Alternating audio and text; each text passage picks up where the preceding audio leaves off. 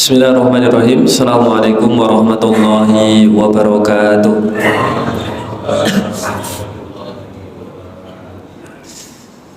Bismillahirrahmanirrahim. Innal hamdalillah nahmaduhu wa nasta'inuhu wa nastaghfiruh wa na'udzu billahi min shururi anfusina wa min sayyiati a'malina innahu may yahdihillahu fala mudilla lahu wa may yudlilhu fala hadiya lahu.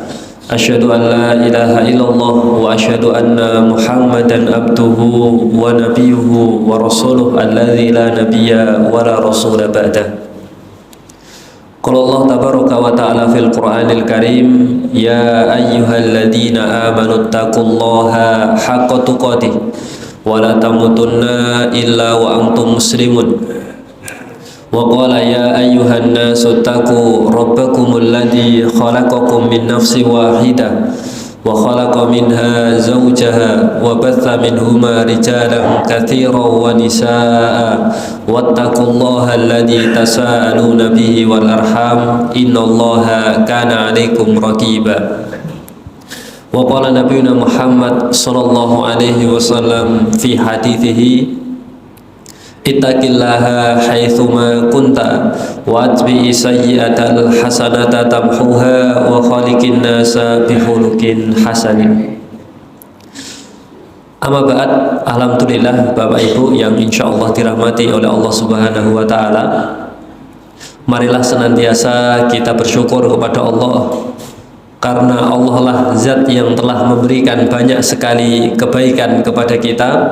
Allah lah zat yang telah menganugerahkan banyak sekali kenikmatan untuk pribadi kita sampai pada kesempatan pagi yang mulia ini, sehingga kita bisa dipertemukan, kita masih bisa dikumpulkan dalam sebuah aktivitas yang penuh dengan kebaikan, yang tentunya kita senantiasa berdoa kepada Allah supaya kebaikan yang kita lakukan ini bisa senantiasa terjaga dan bisa senantiasa melekat pada diri dan pribadi kita sepanjang usia kita hidup di atas muka bumi ini.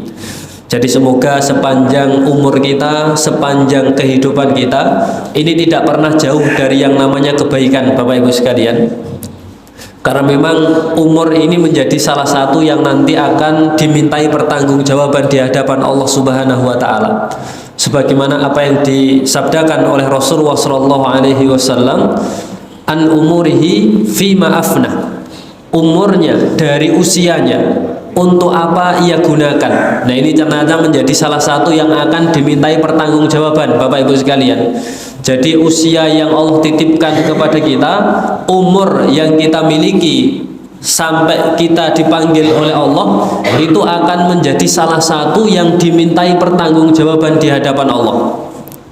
Makanya mulai dari sekarang kita harus menyiapkan, mulai dari sekarang kita harus memberikan dan mempersiapkan kira-kira jawaban yang nanti akan kita sampaikan kepada Allah itu nanti seperti apa. Karena usia yang kita miliki ini menjadi salah satu yang nanti akan dimintai pertanggungjawabannya. Makanya kita perlu dan senantiasa menjaga usia dan juga kehidupan kita supaya tetap dalam koridor kebaikan, Bapak Ibu sekalian. Bagaimana usia yang kita miliki ini bisa tetap senantiasa memiliki nilai-nilai amal soleh di dalamnya. Dan sebenarnya itu sudah diajarkan, Pak Bu, bagaimana supaya usia itu tetap lekat dengan kebaikan, supaya kehidupan itu tetap ada amal solehnya. Itu sudah diajarkan oleh Rasulullah SAW. Jadi Nabi itu oleh Allah dijatah usia hidupnya hanya 63 tahun. Tapi kalau kita perhatikan kehidupan Nabi yang hanya 63 tahun, itu nyaris tidak ada waktu yang terbuang sia-sia, Pak Bu. Jadi Nabi itu sepanjang usianya itu penuh dengan kebaikan, Bapak Ibu sekalian. Nabi itu wafat pada tahun ke-11 Hijriah, Pak Bu. Jadi usia Nabi niku hanya 63 tahun. Beliau wafat pada tahun ke-11 Hijriah. Dan yang menariknya, Bapak Ibu sekalian, Nabi niku di umur yang ke-55 tahun, Pak. Jadi umur Nabi niku 55 tahun. Terjadi pada tahun kedua Hijriah, Nabi itu justru mendapatkan perintah yang luar biasa. Jadi usia 55 tahun itu oleh Allah diperintah untuk perang, Pak. Jadi piyantun ingkang usianya 55 tahun. Pertama kali perang yang dialami oleh Nabi dan kaum muslimin itu terjadi pada tahun kedua Hijriah. Usia Nabi itu 55 tahun, Pak Bu. Dan itu perang Badar namanya, Pak. Jadi pada perang Badar ketika Nabi niku diperintah untuk berangkat perang untuk melakukan sebuah jihad, itu usia Nabi ternyata sudah 55 tahun. Bahkan dalam Sirah Nabawiyah niku tercatat dari tahun kedua Hijriah sampai tahun ke-9 Hijriah, berarti usia Nabi kisaran 55 tahun sampai 61 tahun, Pak Bu. Niku hampir 4 bulan satu kali Nabi Muhammad niku melakukan sebuah peperangan, Pak Bu. Jadi piyantun ingkang usianya sudah 55 tahun sampai 61 tahun itu nyaris setiap 4 bulan satu kali itu melakukan sebuah pertempuran. Jadi usia 55 sampai 61 tahun ini kan bukan usia muda, Pak Bu. Ini kan termasuk usia tua. Tapi justru di usia tua yang dimiliki oleh Rasulullah SAW itu masih digunakan untuk melakukan sebuah kebaikan, Pak Bu. Dan kebaikannya mboten tanggung-tanggung, langsung ikut jihad sebuah pertempuran. Yang pertempuran itu nyaris bukanlah hal yang ringan, apalagi itu dilakukan oleh piyantun ingkang usianipun sudah di angka 50 sampai 61 tahun. Ini bukti bahwasanya memang Rasulullah SAW itu usianya tidak pernah habis untuk sesuatu yang tidak ada manfaatnya, Bapak Ibu sekalian. Jadi umur Nabi itu tidak pernah hilang kecuali di dalamnya berisikan sebuah kebaikan, kecuali di dalamnya berisikan sebuah amal soleh. Dan itulah yang sepatutnya bisa kita tiru, bisa kita contoh dari kepribadian dan juga usia yang dimiliki oleh Rasulullah SAW. Bahkan kalau kita perhatikan, Bapak Ibu sekalian, di beberapa hadis yang disampaikan oleh Nabi niku secara tidak langsung menegaskan supaya kita niku menjadikan beliau sebagai pedoman dalam berkehidupan, Pak Bu. Jadi kalau kita perhatikan beberapa hadis yang Nabi sampaikan, itu ternyata mengandung pesan kita itu diminta supaya menjadikan Nabi itu sebagai suri teladan kita. Contohnya dalam sebuah hadis Nabi pernah menyampaikan, khairukum li ahli. Sebaik-baik kalian adalah yang paling baik terhadap keluarganya. Wa ana khairukum li ahli. Dan aku adalah pribadi yang paling baik terhadap keluargaku. Nah ini kan sebuah hadis yang secara tidak langsung sebenarnya kita diminta, Pak Bu, untuk membangun keluarga, membangun hubungan yang baik dengan istri kita, dengan anak-anak kita, sebagaimana Nabi membangun hubungan yang baik dengan keluarganya. Karena di akhir hadis ini Nabi menyampaikan, wa ana khairukum li ahli, dan aku menjadi pribadi yang paling baik hubungannya dengan keluargaku. Nah ini salah satu contoh saja, Pak Bu. Nah nanti di hadis yang lain Nabi juga pernah menyampaikan, Sallu kama ra'aitumuni usolli. Sholatlah sebagaimana kalian melihat aku sholat. Nah ini kan seakan-akan sebuah perintah, Pak Bu, bahwasanya kita itu diminta oleh Nabi supaya menjadikan Nabi Muhammad itu pedoman dalam berkehidupan. Jadi sholat saja itu kita diminta, sholatlah seperti kalian melihat aku sholat. Maka jadikanlah aku itu sebagai contoh kalian dalam melaksanakan ibadah sholat. Nah itu contoh beberapa hadis yang disampaikan oleh Nabi, yang memang hadis tersebut mengandung perintah supaya Nabi bisa kita jadikan sebagai pedoman hidup, Nabi bisa kita jadikan sebagai suri toladan kita dalam berkehidupan. Karena sudah pasti Bapak Ibu sekalian, kalau kita menjadikan Rasulullah SAW sebagai pedoman kita dalam berkehidupan, ketika hidup ini bisa meniru sebagaimana kehidupannya Rasulullah SAW, itu sudah pasti kebaikan yang akan kita dapatkan, sudah pasti kesuksesan yang akan kita capai, Pak Bu. Bahkan dalam sebuah hadis Nabi juga pernah menyampaikan, man ahabba sunnati faqad ahabbani. Siapa yang mencintai sunnahku, maka sungguh dia telah mencintaiku. Wa man ahabbani, dan siapa yang mencintaiku, kata Nabi, kana ma'i fil jannah, mereka akan bersamaku di dalam surga. Siapa yang tidak mau masuk surga, apalagi surga itu bersama dengan Nabi, Bapak Ibu sekalian. Bahkan ini tentunya menjadi cita-cita kita semua, dan itu menjadi sebuah sebuah janji yang disampaikan oleh Nabi. Kalau kita mengikuti sunnah Nabi, besok di hari kiamat atau di kehidupan akhirat, maka kita akan bersama dengan Nabi di dalam surganya Allah Subhanahu wa ta'ala. Kemudian yang kedua, sholawat beriring salam marilah senantiasa kita curah limpahkan kepada junjungan kita Nabiullah Muhammad sallallahu alaihi wasallam, yang semoga dengan sholawat yang kita lantunkan, dengan sholawat yang kita ucapkan, ini menjadi wasilah, ini menjadi sebab kita mendapatkan syafaat, kita mendapatkan bantuan, kita mendapatkan pertolongan dari Rasulullah sallallahu alaihi wasallam. Bapak Ibu sekalian, pada kesempatan pagi yang mulia ini kita lanjutkan pembahasan hadis Arba'in Nawawi. Setelah di pertemuan sebelumnya kita membahas hadis yang kelima, tapi di pertemuan sebelumnya kita baru membahas sanad hadisnya, Pak Bu. Jadi kita baru membahas sahabat yang menyampaikan hadis tersebut. Jadi hadis yang kelima ini hadis yang berbicara masalah bid'ah, larangan untuk melakukan sebuah bid'ah dalam urusan agama.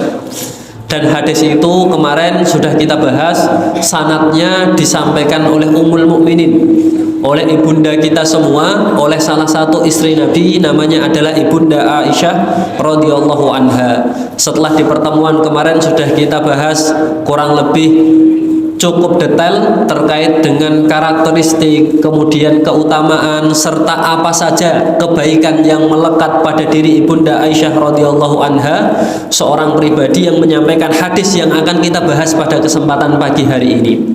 Jadi hadisnya berbicara terkait dengan larangan bid'ah dalam urusan agama. Dan itu insya Allah menjadi pembahasan kita pada kesempatan pagi hari ini. Bapak Ibu sekalian, kami bacakan bunyi hadisnya. Hadis yang kelima dalam kitab hadis Arba'in Nawawi. An Ummil Mukminin Ummi Abdillah Aisyah radhiyallahu anha qalat, dari Ummul Mukminin Ummu Abdillah Aisyah radhiyallahu anha qalat, bahwasanya beliau berkata, qala Rasulullah sallallahu alaihi wasallam, Rasulullah sallallahu alaihi wasallam bersabda, man ahdatsa, barang siapa yang mengadakan hal baru, fi amrina hada, dalam urusan agama ini, maksudnya dalam urusan agama Islam, ma laisa minhu, yang bukan bagian darinya. Jadi barang siapa yang mengada-ngadakan hal baru yang itu bukan bagian dari agama kita, Bapak Ibu sekalian, maksudnya tidak ada di dalam Al-Quran, juga tidak ada dalam hadis Nabi, fahuwa raddun, kata Nabi, maka dia ditolak, maka ia tertolak. Rawahul Bukhari wa Muslim. Hadis ini diriwayatkan oleh Imam Bukhari dan juga Imam Muslim. Ada hadis yang diriwayatkan oleh Imam Bukhari tapi tidak diriwayatkan oleh Imam Muslim. Ada juga sebaliknya, hadis yang diriwayatkan oleh Imam Muslim tapi tidak diriwayatkan oleh Imam Bukhari. Tapi hadis yang kita bahas pada kesempatan pagi hari ini, Bapak Ibu sekalian, ini adalah hadis yang diriwayatkan oleh Imam Bukhari, juga diriwayatkan oleh Imam Muslim. Artinya hadis ini ada dalam kitab Sahih Bukhari, juga ada dalam kitab Sahih Muslim. Wa fi riwayatil Muslim, adapun riwayat dari Imam Muslim, man amila amalan, barang siapa yang melakukan sebuah amalan, laisa alaihi amruna, yang bukan berdasarkan perintah kami, fahuwa raddun, maka ia tertolak. Itu lafadz dari Imam Muslim, Bapak Ibu sekalian. Kalau tadi yang pertama lafadznya dari Imam Bukhari, kalau yang kedua man amila amalan laisa alaihi amruna fahuwa raddun, ini lafadz yang diriwayatkan oleh Imam Muslim yang ada dalam kitab Sahih Muslim. Jadi itulah hadis yang akan kita kaji pada kesempatan pagi yang mulia ini. Jadi Bapak Ibu sekalian, itulah yang disebut dengan bid'ah, dan itu menjadi sesuatu yang dilarang dalam agama Islam. Jadi mengada-ngadakan hal baru yang itu tidak sesuai atau berlawanan dengan Al-Quran dan juga hadis Nabi, Itulah yang disebut dengan bid'ah yang terlarang, bid'ah yang tidak diperbolehkan, Bapak Ibu sekalian. Jadi bid'ah itu bukan hanya mengada-ngadakan hal baru, tapi hal baru yang diadakan itu tidak sesuai dengan Al-Quran dan hadis. Itulah yang disebut dengan bid'ah yang terlarang. Itulah yang disebut dengan bid'ah yang tidak diperbolehkan. Karena nanti para ulama mendetailkan kaitannya dengan bab bid'ah. Ternyata bid'ah atau melakukan hal yang baru itu tidak selalunya dan tidak semuanya itu sesat, Pak Bu. Jadi bid'ah atau melakukan sesuatu yang baru itu tidak semuanya dilarang di dalam agama Islam. Nah, nanti ternyata ada hal-hal baru atau ada bid'ah-bid'ah tertentu yang itu ternyata diperbolehkan oleh para ulama. Nah, ini saya bacakan syarah yang pertama ini yang disampaikan oleh Dr. Hisham Kamil Hamid Musa Asy-Syafi'i Al-Azhari. Beliau merupakan salah satu ulama yang mensyarah hadis Arba'in Nawawi. Beliau punya kitab syarah hadis Arba'in dengan judul Tuhfatul Kiram. Nah, dalam kitab syarah beliau itu beliau menyampaikan ketika menjelaskan hadis yang kelima ini dengan menyampaikan laisa kulli amrin lam yakun ala ahdi Rasulillah sallallahu alaihi wasallam yu'tabar bid'ah. Jadi Dr. Hisham niku beliau menjelaskan, Bapak Ibu sekalian, tidak semua perkara yang tidak dilakukan pada masa Nabi itu disebut dengan bid'ah yang sesat, itu tidak, Pak. Jadi Dr. Hisham niku mendetailkan ternyata tidak semua hal yang tidak terjadi pada masa Nabi itu nanti dihukumi bid'ah yang sesat, tidak. Jadi tidak semua hal baru itu menyesatkan, buatan Bapak Ibu sekalian. Kalau Dr. Hisham di sini beliau menyampaikan dalam syarah hadis beliau niku sampai membagi bid'ah menjadi 5 bagian, Pak Bu. Jadi Dr. Hisham Kamil niku sampai mendetailkan bid'ah niku nanti dikelompokkan menjadi 3 bagian.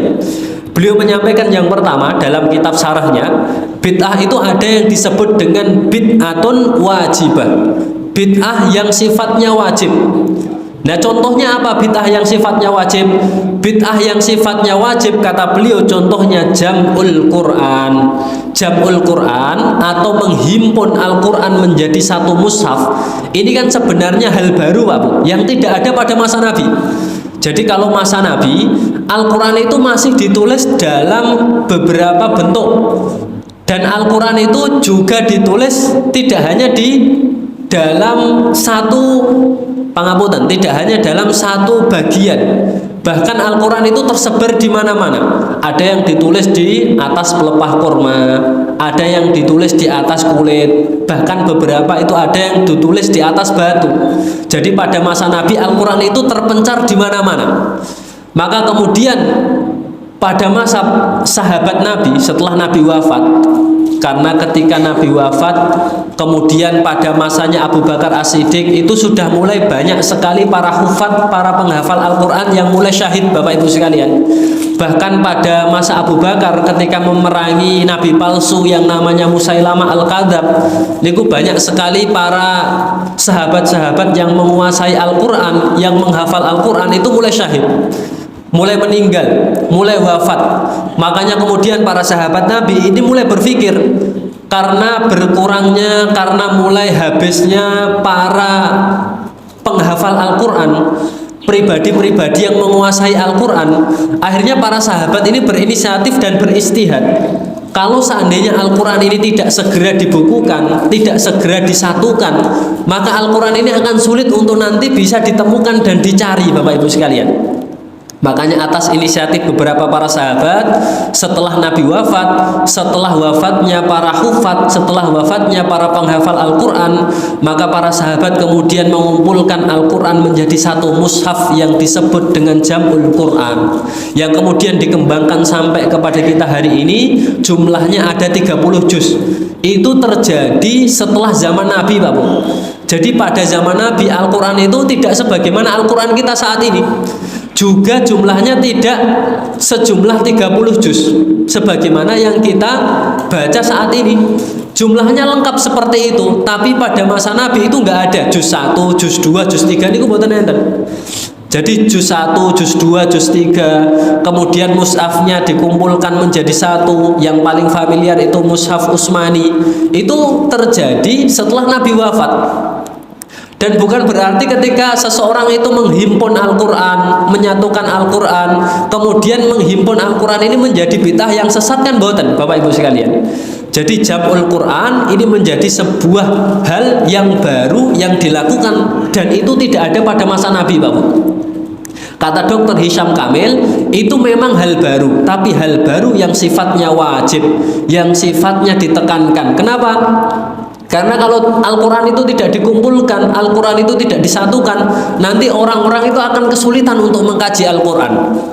Makanya kalau Dr. Hisham Kamil itu menyampaikan bid'ah itu ada yang wajib, maka bid'ah yang wajib itu ya bid'ah jam'ul Quran, bid'ah mengumpulkan Al-Quran. Nah itu bagian yang pertama, Bapak Ibu sekalian, yang disampaikan oleh Dr. Hisham Kamil.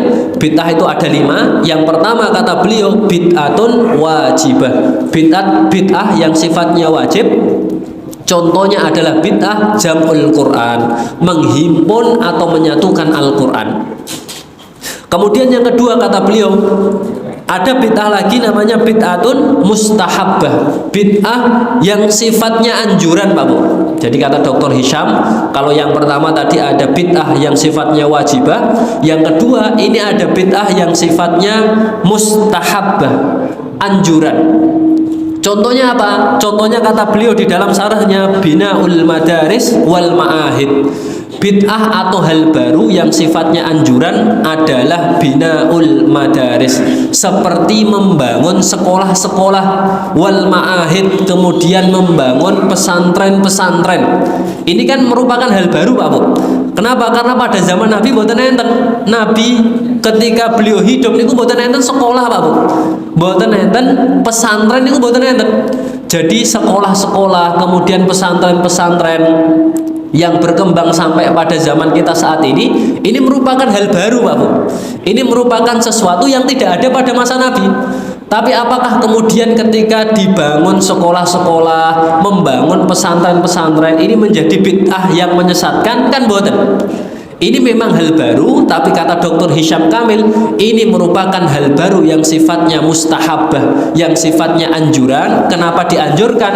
Karena dengan berdirinya sekolah-sekolah, dengan berdirinya pesantren-pesantren, seseorang itu nanti bisa mudah, generasi kaum muslimin itu nanti bisa mudah untuk memahami syariat-syariat Allah Subhanahu wa taala. Makanya Dr. Hisham Kamil menyampaikan dalam syarah beliau, bid'ah itu tadi yang pertama ada bid'ah wajibah, bid'ah yang sifatnya wajib, contohnya adalah jam'ul Quran. Kemudian yang kedua ada bid'ah namanya bid'ah mustahabbah yang sifatnya anjuran, contohnya seperti membangun sekolah-sekolah, kemudian membangun pesantren-pesantren. Ini kan hal baru, Pak Bu, yang tidak ada pada masa Nabi Muhammad SAW. Kemudian yang ketiga, Bapak Ibu sekalian, dalam syarah beliau Dr. Hisham Kamil, niku beliau menyampaikan bid'ah yang ketiga itu ada namanya bid'atun jaizatun, bid'ah yang diperbolehkan, Pak Bu. Contohnya apa bid'ah yang diperbolehkan? Kalau dalam syarah beliau menyampaikan aklu makrunah. Makrunah itu kalau dalam bahasa Indonesia itu seperti mie, Pak Bu, tapi bukan mie instan, boten. Tapi mie yang besar-besar, spaghetti. Betul, Pak Bu? Kalau spaghetti kan itu ukurannya lebih besar daripada mie instan. Nah, makrunah itu kalau di bahasa kita itu seperti spaghetti. Dan spaghetti ini kan hal yang baru, Pak Bu. Tidak ada. Maka kalau kita lihat Nabi itu nggak pernah kemudian makan mie, itu nggak ada riwayatnya boten enten. Tapi kemudian ketika hari ini kita makan mie, apakah itu menjadi sesuatu yang dilarang? Kan boten. Jadi seperti contohnya makan mie, kemudian nanti sepeda motor, kemudian nanti pesawat, ini kan hal-hal baru yang tidak ada pada masa Nabi, Bapak Ibu sekalian. Tapi kemudian hal baru yang seperti ini bukan menjadi hal yang dilarang di dalam syariat kita. Bahkan beliau menyampaikan ini menjadi bid'ah atau hal baru yang hukumnya jaizah, yang hukumnya diperbolehkan. Itu bid'ah yang ketiga yang disampaikan oleh beliau dalam syarahnya ketika menjelaskan hadis yang kelima. Kemudian yang keempat, Bapak Ibu sekalian, beliau menyampaikan bid'ah itu ada yang namanya bid'ah makruhah. Bid'ah makruhah itu artinya bid'ah yang hukumnya makruh. Contohnya apa? Contohnya kalau dalam syarah beliau menyampaikan wa ta'amu fi turuqah. Bid'ah atau hal baru yang hukumnya makruh itu contohnya seperti makan di pinggir jalan, Pak Bu. Kenapa kok makan di pinggir jalan ini makruh dan itu menjadi bid'ah hal baru? Karena kalau kita perhatikan Nabi dan para sahabat itu nggak pernah, Pak Bu, makan di pinggir jalan, itu bukan pernah. Makanya kalau hari ini ngetren makan di pinggir jalan, ternyata kata Dr. Hisham Kamil ini menjadi hal baru yang sebenarnya hukumnya makruh. Kenapa makruh?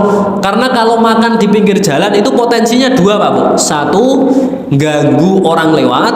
Kemudian yang kedua, potensi besar kita membicarakan orang yang lewat di hadapan kita.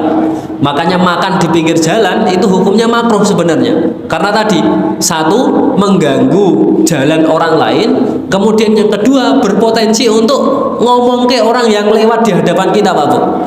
Karena biasanya tema jagongan itu kan sesuai dengan apa yang dilihat dan apa yang dipikirkan. Kalau pikirannya sudah habis kan nyari tema lain yang paling dekat dengan penglihatan. Nek lihate orang nggih sing diomongne orang, nek lihate HP nggih sing diomongne HP, nek yang dilihat kendaraan sing diomongne nggih kendaraan. Makanya bagian daripada hal baru yang hukumnya makruh kata Dr. Hisham Kamil itu diantaranya makan di pinggir jalan.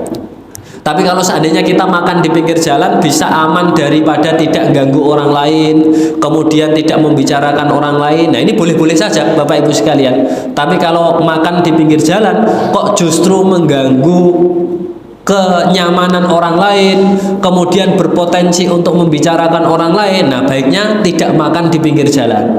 Tapi kalau makan di pinggir jalan bisa menjaga dua hal ini, dua hal yang memang dilarang di dalam agama Islam, maka boleh, dan itu sah-sah saja ketika kita ingin makan di pinggir jalan. Nah, itu bid'ah yang keempat Bapak Ibu sekalian yang disampaikan oleh Dr. Hisham Kamil, bid'ah yang sifatnya makruhah, hukumnya makruh.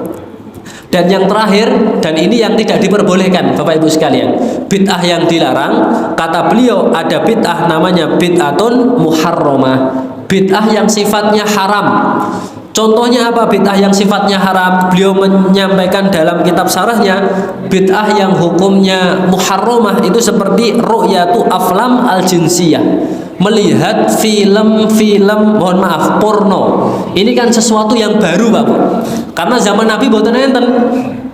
Kemudian nonton atau melihat sesuatu secara online yang itu tidak ada nilai kebaikannya. Seperti kalau dalam syarahnya ini dijelaskan nonton film porno itu sesuatu yang baru. Ini kan hal modern, Pak. Ini kan yang tidak ada pada masa Nabi. Dan itulah yang menjadi bid'ah yang hukumnya muharramah, bid'ah yang hukumnya dilarang, bid'ah yang hukumnya haram. Nah, itu syarah yang pertama yang diterangkan dan dijelaskan oleh Dr. Hisham Kamil ketika beliau menjelaskan dan merincikan bab yang berbicara masalah bid'ah. Jadi ternyata bid'ah atau hal baru itu tidak semuanya dilarang, tidak semuanya hukumnya haram.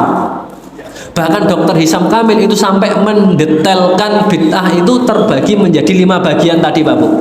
Ada hal baru atau bid'ah yang dia sifatnya wajibah, ada hal baru atau bid'ah yang sifatnya mustahabah, dianjurkan, ada juga bid'ah atau hal baru yang sifatnya jaizah, diperbolehkan, ada bid'ah atau hal baru yang sifatnya makruhah, dilarang, dan terakhir beliau mendetailkan ada bid'ah yang ini tidak boleh dan itu disebut dengan bid'ah muharramah, bid'ah yang haram. Contohnya tadi seperti menonton film porno, ini menjadi hal baru yang hukumnya haram karena tidak sesuai atau berlawanan dengan perintah Allah yang ada di dalam Al-Quran. Begitu juga menyalahi apa yang menjadi sunnah Rasulullah SAW.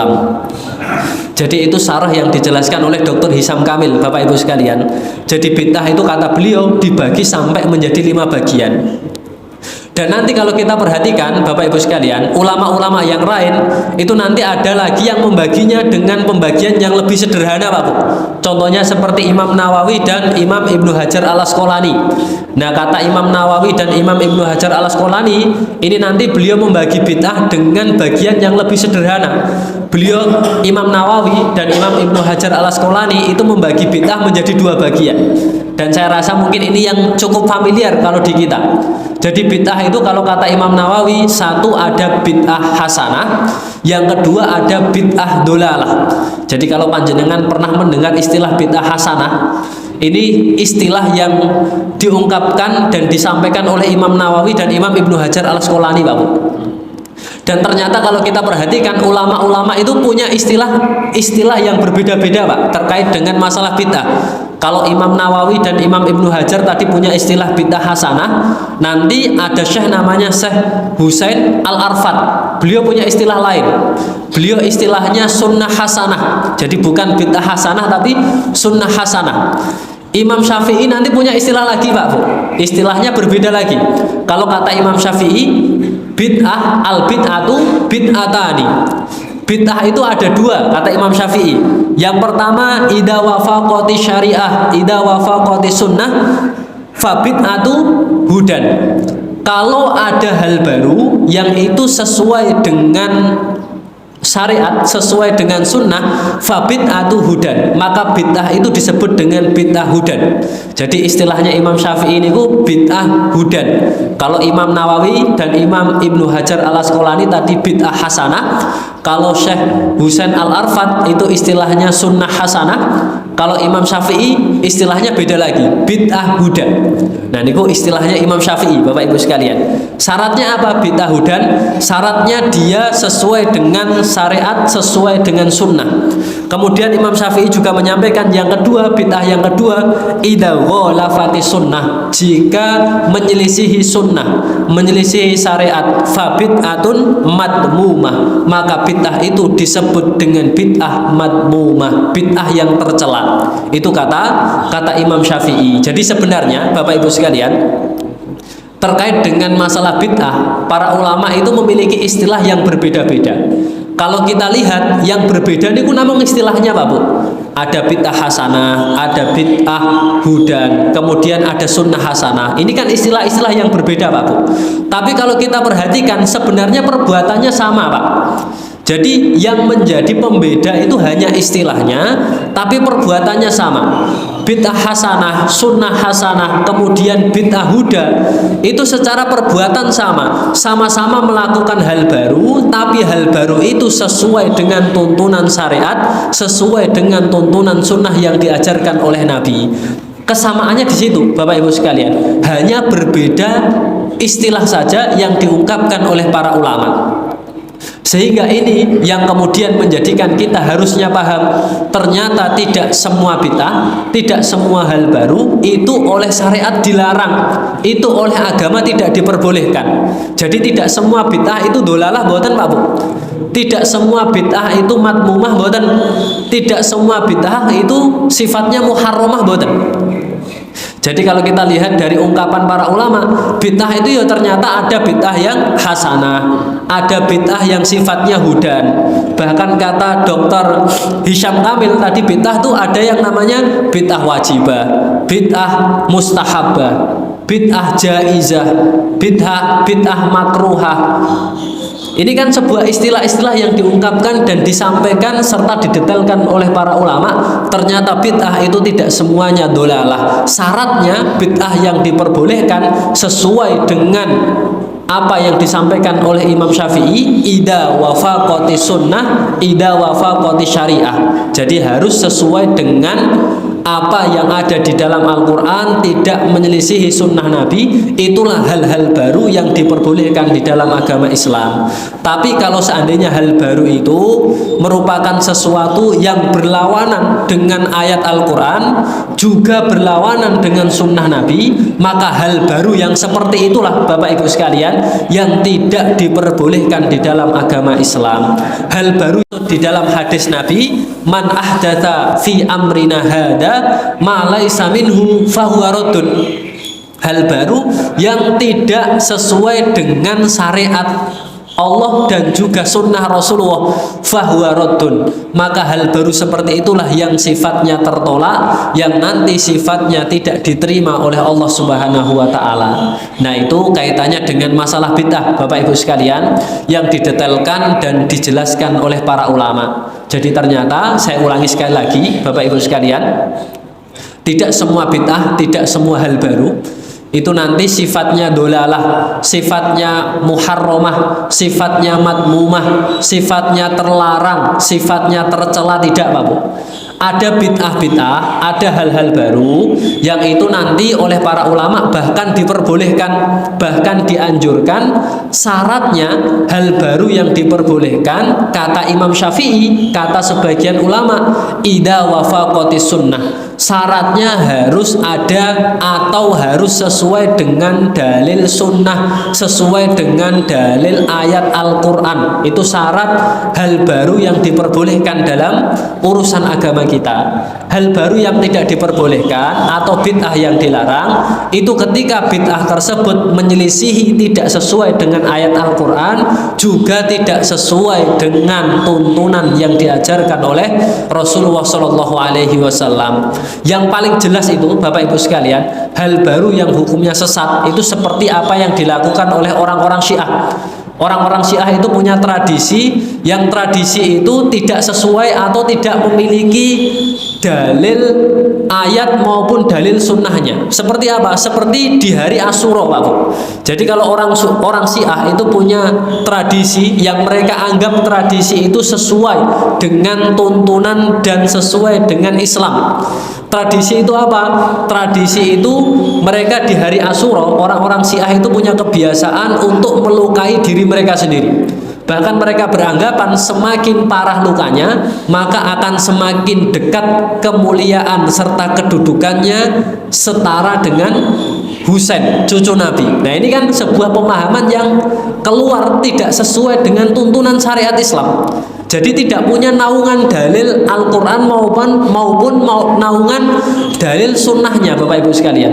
Karena berlawanan, mereka menyakiti diri mereka sendiri, kemudian menganggap ketika semakin sakit maka akan mendapatkan posisi yang semakin mulia.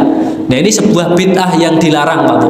Ini sebuah bid'ah yang makruhah, yang muharramah, bid'ah yang madmumah, bid'ah yang sifatnya dolalah, bid'ah yang sifatnya sesat yang tidak boleh dilakukan. Kenapa? Karena poinnya tadi, dia menyelisihi atau tidak sesuai dengan ayat Al-Quran, juga tidak sesuai dengan sunnah-sunnah yang Rasulullah SAW ajarkan.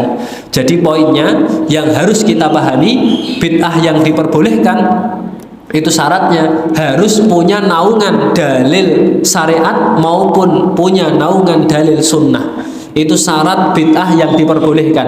Nah, bid'ah yang tidak diperbolehkan itu ketika bid'ah tersebut dilakukan melawan sesuatu yang sudah ditetapkan oleh Al-Quran, juga tidak sesuai dengan tuntunan yang diajarkan oleh Rasulullah SAW. Makanya Bapak Ibu sekalian, ini tidak boleh kemudian membuat kita, mohon maaf, langsung memvonis bid'ah itu hukumnya sesat. Nah, ini tidak boleh, harus dikaji dulu. Bahkan para ulama itu tidak gampang menjatuhkan hukum bid'ah kepada amalan-amalan tertentu. Kenapa? Karena para ulama sudah memaparkan dan menjelaskan, amalan itu kalau dia masih punya naungan dalil syariat, masih punya naungan dalil sunnah, maka amalan tersebut itu belum bisa dikatakan bid'ah. Kalau dikatakan bid'ah yang sesat ketika sudah melawan ayat Al-Quran, tidak sesuai dengan sunnah Rasulullah SAW, itulah baru para ulama berani menyampaikan amalan tersebut disebut dengan amalan bid'ah yang dolalah. Karena memang bid'ah ini pembahasannya cukup detail Pak Bu. Bid'ah ini secara pembahasan itu sudah dirinci oleh para ulama. Jadi para ulama itu ternyata tidak mudah menjatuhkan vonis bid'ah terhadap amalan-amalan tertentu, apalagi amalan tersebut masih punya naungan dalil baik dalam Al-Quran maupun dalil dalam hadis yang disampaikan oleh Rasulullah SAW. Karena kata para ulama, bid'ah itu ternyata ya ada yang diperbolehkan tadi. Jadi indikasinya, rambu-rambunya tadi yang disampaikan oleh Imam Syafi'i, kalau sejalan dengan syariat, sejalan dengan sunnah, maka bid'ah itu diperbolehkan. Bid'ah itu menjadi dilarang, menjadi tidak boleh ketika tidak sesuai dengan tuntunan syariat, melawan ayat Al-Quran atau melawan sunnah yang diajarkan oleh Rasulullah SAW. Itu kaitannya dengan pembahasan masalah bid'ah. Dan nanti Bapak Ibu sekalian, para ulama punya konsep, punya sebuah metode yang lebih detail lagi dalam menghukumi amalan tersebut bid'ah atau tidak. Karena nanti akan dilihat berdasarkan dengan dalil-dalil yang ada, akan dikaji berdasarkan dengan contoh-contoh yang dulu pernah dilakukan oleh para sahabat. Yang paling sederhana saja Bapak Ibu sekalian, bid'ah yang sampai saat ini masih kita lakukan, dan itu bukan bid'ah yang dilarang, seperti zakat fitrah ketika puasa Pak Bu. Kalau kita zakat fitrahnya apa Pak? Beras. Nabi pernah Pak zakat fitrah menggunakan beras? Tidak pernah. Nabi itu zakat fitrahnya kalau tidak gandum, kurma. Itu zakat fitrahnya Nabi. Nah kita zakat fitrahnya menggunakan beras. Kemudian pertanyaannya, ketika kita zakat fitrah menggunakan beras, kinten-kinten bid'ah yang sesat apa bid'ah yang diperbolehkan Pak? Itu bid'ah yang diperbolehkan. Kenapa? Karena antara beras dan korma atau gandum ini kan masih satu kesamaan Pak Bu, sama-sama makanan pokok, sama-sama menjadi makanan yang kita konsumsi di setiap harinya. Kalau Nabi yang dikonsumsi adalah korma dan gandum, kalau kita sebagai orang Indonesia yang kita konsumsi ya beras. Makanya yang kita zakat fitrahkan itu adalah beras. Kalau kita lihat secara hukum syariat, beras ini kan sesuatu yang tidak pernah dilakukan oleh Nabi. Tapi bukan berarti ketika seseorang itu zakat fitrahnya beras kemudian sesat, kan boten. Itu kan sesuatu yang diperbolehkan, dan itu menjadi pembahasan yang sudah dikaji oleh para ulama. Sehingga para ulama itu tidak mudah memvonis atau menjatuhkan sesuatu hukumnya bid'ah kalau seandainya sesuatu itu masih ada naungan dalil syariatnya. Itu kaitannya masalah bid'ah yang diterangkan oleh beberapa ulama ketika mereka mensyarah dan menjelaskan hadis arba'in yang kelima yang disampaikan oleh Ibunda Aisyah, yang itu datangnya dari Rasulullah SAW. Dan terakhir Bapak Ibu sekalian, ini syarah yang disampaikan oleh Syekh Utsaimin. Jadi kalau Syekh Utsaimin itu syarah beliau ketika menjelaskan hadis yang kelima, menjelaskan hadis ini, beliau memiliki kaidah yang lebih sederhana Pak Bu. Jadi kalau Syekh Utsaimin itu syarah beliau, penjelasan beliau terkait masalah konsep bid'ah itu lebih sederhana lagi. Beliau menyampaikan dalam kitab syarah beliau bahwasanya konsep bid'ah semua ibadah. Nah ini kaidah yang disampaikan oleh Syekh Utsaimin Bapak Ibu sekalian terkait dengan konsep bid'ah. Hukum asal daripada ibadah itu adalah haram. Jadi hukum asal daripada ibadah itu haram. Ibadah itu hukum asalnya haram sampai ada dalil perintahnya. Jadi kalau kita melakukan ibadah, yang kita lihat itu dalil perintahnya Pak Bu, bukan dalil pengharamannya. Ini yang harus kita perhatikan, dan ini konsep yang disampaikan oleh Syekh Utsaimin ketika beliau mensyarah hadis ini. Jadi hukum asal dari ibadah itu adalah haram sampai ada dalil perintahnya. Kalau kita beribadah, maka lihatlah dalil perintahnya, bukan lihat dalil pengharamannya. Contohnya ngeten. Ketika kita sholat, ketika kita berada di gerakan tahiyat akhir, gerakan tahiyat, duduk tahiyat akhir, itu kan harusnya perintahnya yang diangkat mengangkat jari nopo Pak Bu? Jari telunjuk. Kemudian nanti jenengan mendapati enten piantun ketika duduk tahiyat akhir, harusnya yang diangkat jari telunjuk, tapi dia yang diangkat justru jari jempolnya. Ketika ditanya kenapa kok sholatmu yang diangkat bukan jari telunjuk tapi malah jari jempol, jawabannya karena ngangkat jari jempol itu tidak diharamkan. Nah ini keliru. Kalau ibadah itu jangan nyari dalil yang mengharamkan, tapi cari dalil yang memerintahkan. Meskipun duduk tahiyat akhir mengangkat jari jempol itu tidak dilarang Pak Bu, tapi perintahnya kita diminta untuk mengangkat jari jari telunjuk. Maka kerjakanlah yang diperintahkan, jangan kerjakan yang tidak diperintahkan. Nah itu hukum ketika beribadah. Kalau ibadah itu cari perintahnya, jangan cari larangannya. Nah beda ketika nanti kita bermuamalah. Kalau kita bermuamalah, hukum asal muamalah itu mubah. Hukum asal muamalah itu diperbolehkan sampai ada dalil pelarangannya. Jadi kita boleh melakukan apa saja selagi hal tersebut tidak dilarang oleh agama, selagi hal tersebut tidak dilarang oleh syariat, juga tidak dilarang oleh Rasulullah Shallallahu Alaihi Wasallam. Dan itu konsep yang lebih sederhana terkait dengan konsep bid'ah yang disampaikan oleh Syekh Utsaimin. Kalau pengen mudah terhindar dari bid'ah, cukup lakukan ibadah sesuai dengan apa yang diperintahkan. Karena kalau ibadah itu patokannya adalah sesuai dengan dalil perintahnya, bukan dalil pelarangannya. Ya, ini yang harus menjadi perhatian kita, Bapak Ibu sekalian, terkait dengan masalah ibadah. Jadi hukum asal ibadah itu haram sampai ada dalil yang memerintahkan. Itu konsep yang disampaikan oleh Syekh Utsaimin ketika beliau mensyarah hadis yang kelima, hadis Arba'in Nawawi yang berbicara masalah bid'ah. Itu kaitannya dengan bab bid'ah yang kita bahas pada kesempatan pagi hari ini. Dan sebenarnya Bapak Ibu sekalian, dari bab bid'ah inilah alasan yang cukup untuk membuat kita kenapa harus menjadi pribadi yang alim, Pak Bu. Jadi dari bab bid'ah ini sebenarnya sudah cukup menjadi alasan kenapa kita harus menjadi pribadi yang berilmu, Bapak Ibu sekalian. Karena ternyata semua disiplin ilmu, khususnya masalah bab bid'ah, ini sesuatu yang sudah dirincikan, sudah didetailkan, sudah dipaparkan oleh para ulama.